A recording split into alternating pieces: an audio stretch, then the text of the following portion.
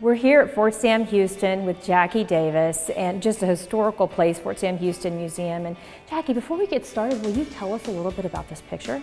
Yes, this is a picture from the end of World War I. This is the soldiers that are the 90th Infantry Division, which was the local reserve unit, or will turn into that, getting their local hometown victory parade. So they made a temporary wooden arch in front of the Alamo, and they got to parade through that here at home. Jackie, that's the Alamo behind it, but let's find out first, how did Fort Sam Houston originally get started? Well, how it originally got started was not as Fort Sam Houston, but as the post at San Antonio. And about a month and a half before Texas became officially a state, the Army sent some soldiers out to scout and find a place for a quartermaster depot. They ended up in San Antonio, and the biggest building available that nobody was using was the Alamo. And so the Army started using the Alamo as a quartermaster depot, and then from that all else grew. And so we eventually moved out here. It wasn't until 1890 that we became officially Fort Sam Houston. So why is it called a fort instead of a base? For the Army, base is not something you call an installation. We generally would have camps or forts.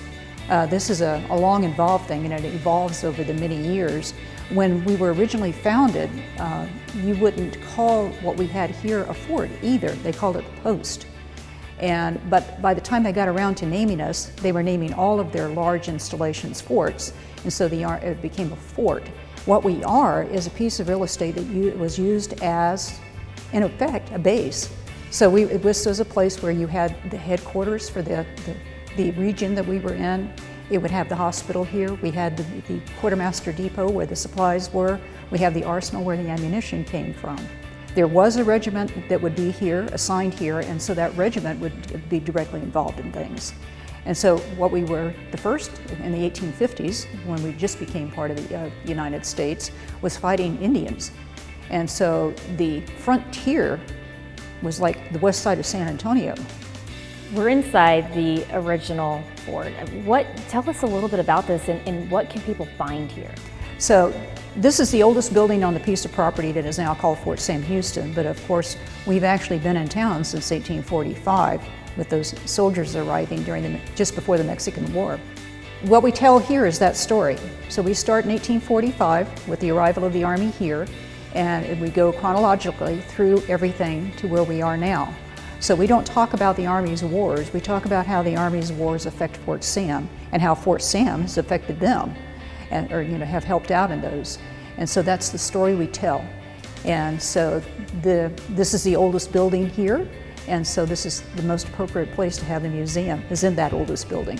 So if people want to come visit the museum this summer as a family, how do they do that? Who do they talk to? Okay, first off, the museum is open to anybody that can get on to Fort Sam Houston. So if you have military ID or a friend that you can bring along that has a military ID, you can come through any of the gates and they can come in with the ID. If you do not have something like that, then you'll need to talk to the people at the Visitors Center, which is the security police people here at Fort Sam. The museum is open Monday through Friday, 10 to 4 right now. We're hoping eventually in the future to have Saturday hours again. Jackie, thank you so much. You are a wealth of information, and what a treasure, and thank you for keeping the history that's so important to us in this community, and honestly, I think our entire country alive. Thank you very much. At Mission Park and Mission Park Cares, we'd like to bring you more programming each and every week. Yes, just subscribe here or catch us every Sunday morning on Fox 29. And remember, at Mission Park, it's our mission to care.